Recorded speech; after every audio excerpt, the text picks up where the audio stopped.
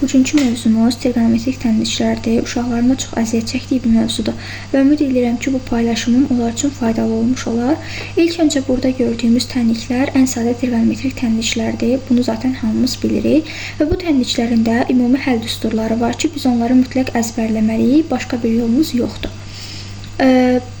Düsturları yadda qalan olması üçün belə bir şey deyək. Tangens x və kotangens x-in bilirik ki, əsas dövrü pi-dir. Kosinus x və sinus x-in isə 2pi-dir. Bu bizə harda kömək edəcək? Məsələn, tangens x-in ümumi həllini yazmaq istəyirəmsə, x bərabərdir. Əvvəlcə bilirik ki, tangensin tərsi olaraq arc-tangens yazmalıyıq və arc-tangens üzərinə gəlinsin pi-k olmalıdır. Çünki əsas dövrü pi-dir. Eyni şəkildə kotangens x üçün də yazırıqsa, yenə olacaq arc-kotangens A üzərinə gəlsin pi k şəklində. K burada daxili tam ədədlərə. Kosinus x-da da biz bilirik ki, əsas dövrü 2pi-dir, düzdür? Deməli, x bərabərdir plus minus arc kosinus A üzərinə gəlsin 2pi k şəklində. Sinus x-da biraz fərqli olacaq. Çünki sinus x-da burada A-nın biz həm mənfi halına, həm də müsbət halına baxırıq. Deməli, birinci halda düşünək ki, A sıfırdan böyükdür. O halda ümumi həll düsturumuz olacaq mənfi 1 üzərində k arc sinus A plus pi k var. Əgər A-mız sıfırdan kiçikdirsə, bu da o halda olacaq ki, x bərabərdir mənfi 1 üzərində k plus 1 arc sinus modulda A plus pi k. Bu şəkildə olacaq. Və bu düsturlarda, kitablarda yəni qeyd olunub. İstənilən tərif kitabında və yaxud da məktəb kitabında dərslikdə yəni bu düsturlar qeyd olunub. Baxaq sinus x, kosinus x üçün xüsusi hallara.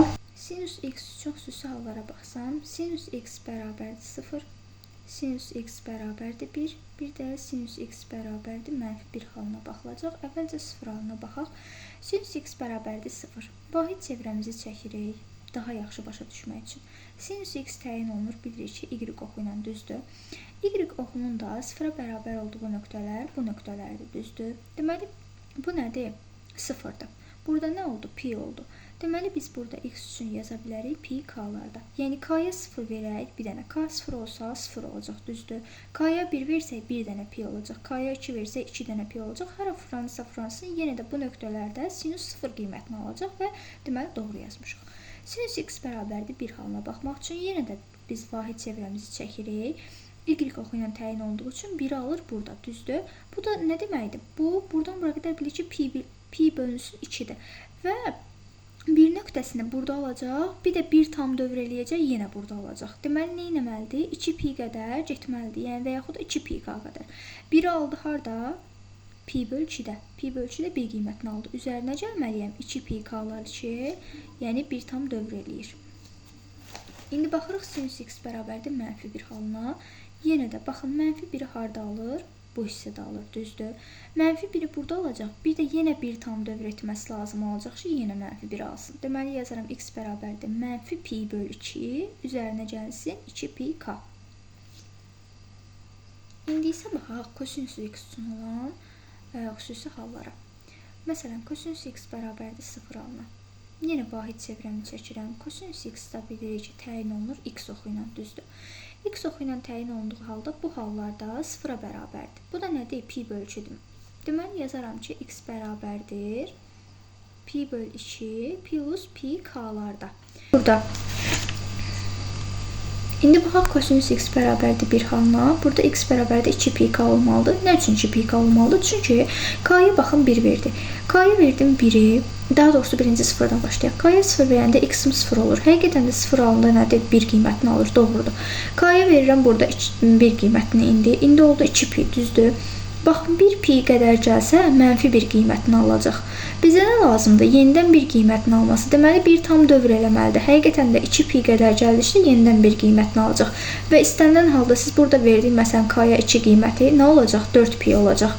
1pi, 2pi, 3pi, 4pi. Yenə də gəldi, nədir? 1 qiymətini aldı. Deməli, həqiqətən də 1 qiymətini alması üçün olmalıdır x bərabərdir 2pi k şəklində. Bir də ola bilər kosinus x bərabərdir mənfi 1 halı üçün. Mənfi 1 hal harda aldı? Pi-də aldı, düzdür. Deməli, x bərabərdir pi. Bir də üzərinə gəlməlidir. Yenə 1 tam dövr eləyib, yenidən mənfi 1-ə gələcək. Ona görə də üstə gəlsin 2pi k şəklində olmalıdır. Yəni k-lara burada qiymət verərək həqiqətən də doğruluğunu göstərə bilərik. -1-i aldı pi-də və yenidən -1 alması üçün bu 1 tam dövr etməlidir. Ona görə üzərinə 2πk gəldik. Məsələn, verilib bizə a sinus kvadratı x plus b sinus x plus c bərabərdir 0. Bu şəkildə verilən tənlik aydındır ki, cəbri tənliyə gətiriləcək. Yəni, burada əvvəlcə əvəzləmə aparacaq. Sinus x bərabərdir t. Ondan sonra yazacaq a-t'nin kvadratı plus b-t plus c bərabərdir 0 şəklində. Bu kvadrat tənliyi həll olunacaq. Daha sonra t-nin köklərimizi, yəni t1-i, t2-ni tapırıq. Daha sonra da gətiririk burada əvəzləməmizdə yerinə qoyuruq və sinus x-in qiymətlərini tapırıq. Bu oldu cəbri tənliklərə gətirməklə həllisi olur. Daha sonra bir cins tənliklərimiz var. Yəni a sinus x plus b kosinus x bərabərdir 0 şəklində olan tənliklər. Bu tənlikləri həll etmək üçün hər tərəfi ya sinus x-ə bölürük, ya da kosinus x-ə bölürük.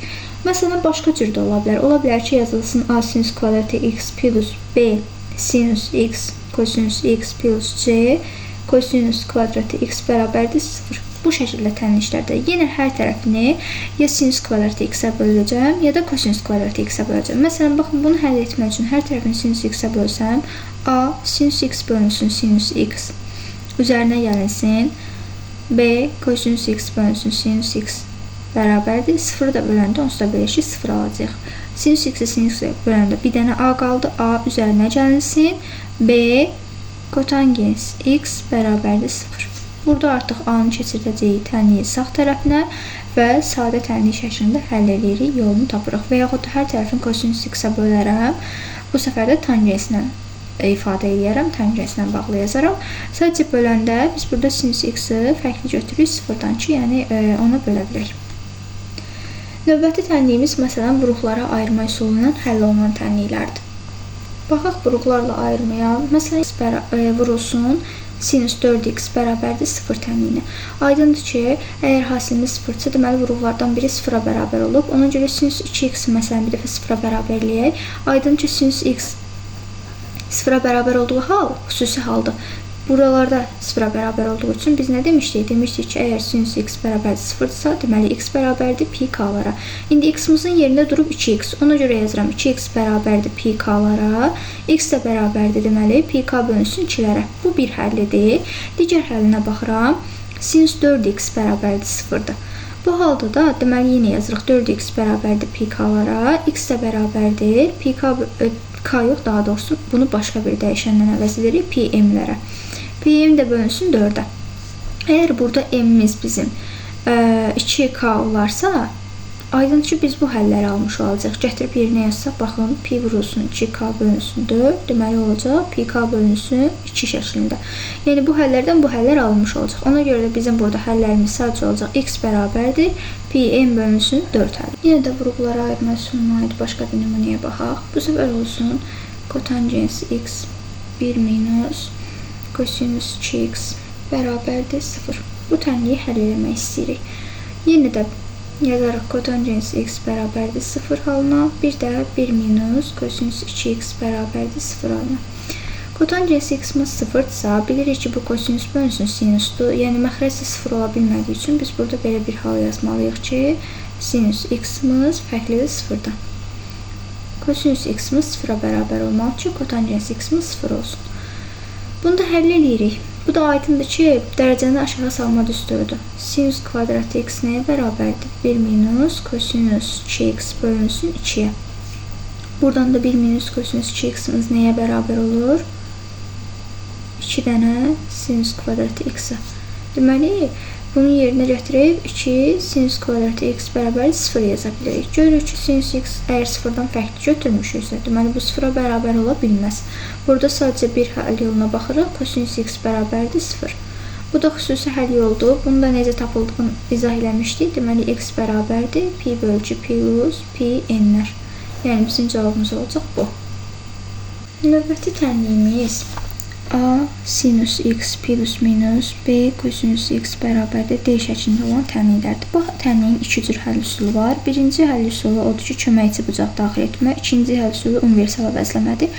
Hər birinə aid nümunə yazacağım. Nümunənin üzərində konkret olaraq göstərəcəm ki, daha aydın olsun. Birinci baxaq köməkçi bucaqla həll olunan tənliyə. sinüs x çıxılsın 2/3 kosinüs x bərabərdir 2 altında 2. Məsələn, deyək ki, bizə bu şəkildə tənliyi verilib və biz bu tənliyi həll eləmək istəyirik. Bu halda köməkçi bucaq daxil edirik. Köməkçi bucaq üsulunda belə bir həll yolunu deməli nə edirik? Burada A-dır da, düzdür? A bərabərdir 1-dir. B-miz isə -3-dür. Bu tənliyin hər tərəfini bölürük A kvadratı plus B kvadratı, yəni kök altında bu ifadəyə bölməliyik. İndi gətirib yerinə qoysam A-nın 1-dir, 1-in kvadratı 1 eləyəcək, B-nin də kvadratı eləyəcək 3, yəni burada da kök altında 4, ondan da 2 çıxacaq. Deməli, tənliyimin hər iki tərəfini 2-yə bölməliyəm.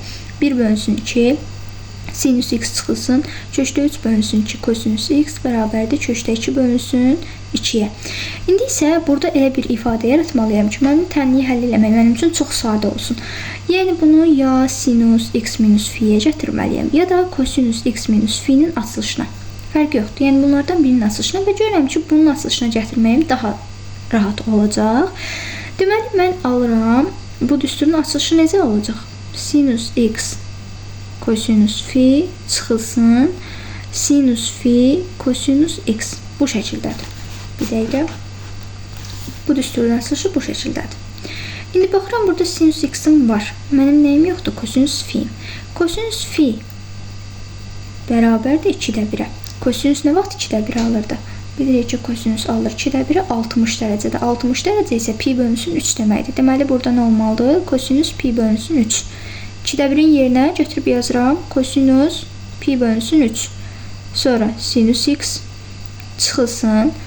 İndi baxıram, burada kosinus x-im var, amma sinus fi yoxdur. Sinus fi kökdə 3 bölünsün 2-dir.